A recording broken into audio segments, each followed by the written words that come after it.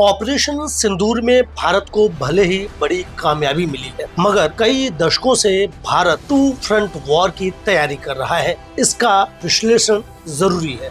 निकट भविष्य में ये होना तय है। पाकिस्तान और चीन भारत को एक साथ घेरेंगे।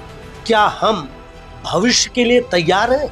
हाल में भारत के डिफेंस सिस्टम के लिए देश और दुनिया में भारत की चर्चा और तारीफ हो रही है, मगर जब चीन इस युद्ध के लिए सामने होगा तो लड़ाई सिर्फ जमीन, हवा और समुद्र में नहीं होगी, बल्कि ये अंतरिक्ष में भी लड़ी जाएगी। भारत को इसके लिए अभी से तैयार होना पड़ेगा।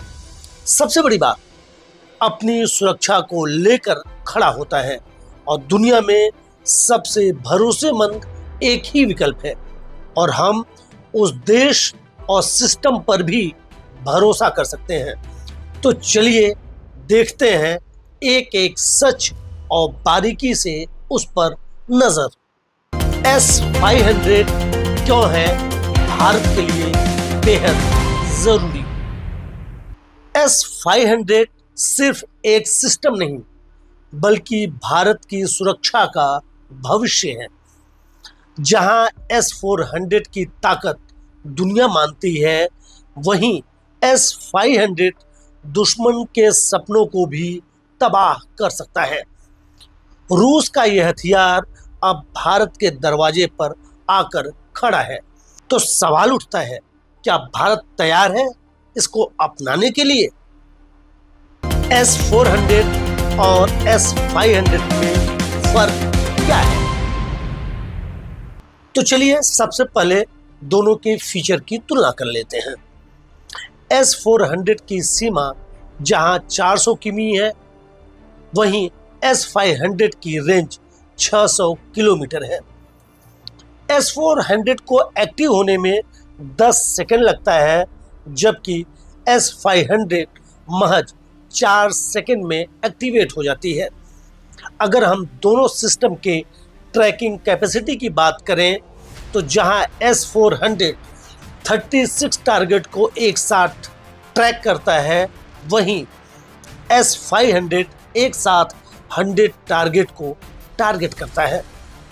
जहां S-400 की टारगेट स्पीड मैक 14 है, वहीं S-500 की टारगेट स्पीड मैक 20 है।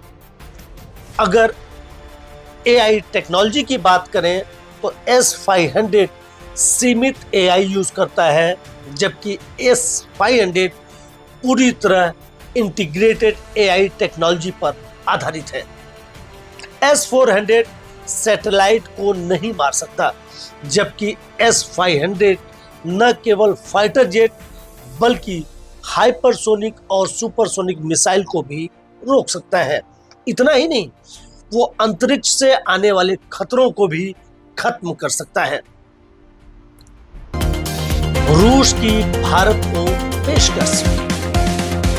2021 में रूस ने भारत को S-500 बेचने की इच्छा जताई थी। 2024 में मोदी के रूस दौरे के दौरान इसे लेकर प्रस्ताव दोबारा सामने आया था। एक बार यह ऑफर फिर सामने आया है, और वो भी इसके ज्वाइंट प्रोडक्शन को लेकर। यानी अगर भारत इसके लिए तैयार हो जाता है तो यह सिस्टम भारत में ही बनेगा, और अगर ऐसा होता है तो भारत S-500 का दुनिया का पहला खरीदार बनेगा, और चीन पाकिस्तान के खिलाफ भारत की निर्णायक और रणनीतिक बढ़त होगी। दो मोर्चों पर युद्ध की तैयारी। भारत इस समय सिर्फ एक देश की चुनौती नहीं झेल रहा है। एक तरफ पाकिस्तान तो दूसरी तरफ चीन LAC पर आंखें दिखा रहा है, और पाकिस्तान मिसाइलों और ड्रोन से हमला करने की फिराक में है।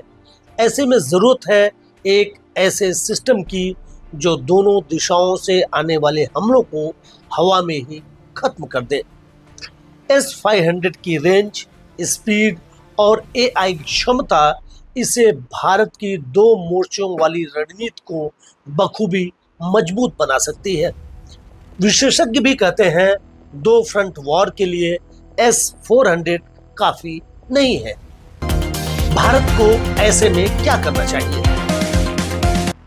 फिलहाल भारत के पास अभी S-400 की 3 यूनिट है, 2 और आनी बाकी हैं जो 2026 तक भारत आ जाएंगी। मगर hypersonic missile, supersonic missile, stealth fighter jet और सैटेलाइट वॉर की दुनिया में S-500 एक क्रांतिकारी कदम हो सकता है। दिल्ली और मुंबई जैसे शहरों की सुरक्षा के लिए S-500 जरूरी है। इसमें लगने वाले एडवांस रडार, 2000 किलोमीटर की डिटेक्शन कैपेसिटी और मल्टी टारगेट इंटरसेप्ट करने की बेहतरीन खूबी के साथ इसे मजबूत बनाते हैं। अब फैसला भारत को करना है, क्या वह सुरक्षा में अगला कदम उठाने को तैयार है? सहयोगी रूस इसके लिए पूरी तरह तैयार है।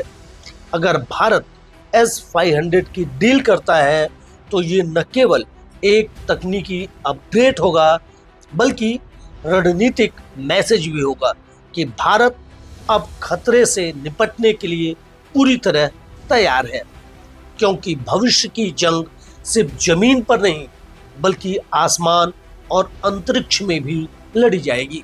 अगर आपको हमारी ये खबर पसंद आई हो तो न्यूज़ वाला को लाइक, शेयर और सब्सक्राइब करना न भूलें। जय हिंद, वंदे मातरम।